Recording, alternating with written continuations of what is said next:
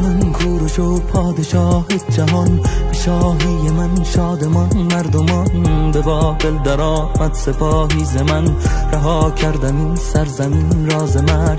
به بابل چو وارد شدم بی نبرد، سپاه من آزار مردم نکرد. من بردهداری برانداختم، به کار ستم دیده پرداختم.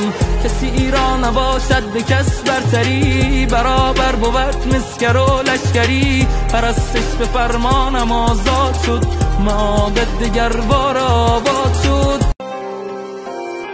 من کوروش و پادشاه جهان، به شاهی من شادمان مردمان. به بابل در آمد سپاهی ز من، رها کردم این سرزمین راز مرگ.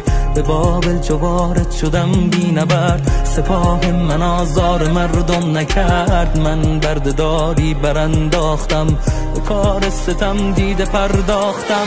کسی را نباشد به کس برتری، برابر بود مسکر و لشکری. پرستش به فرمانم آزاد شد، معابد دگر بار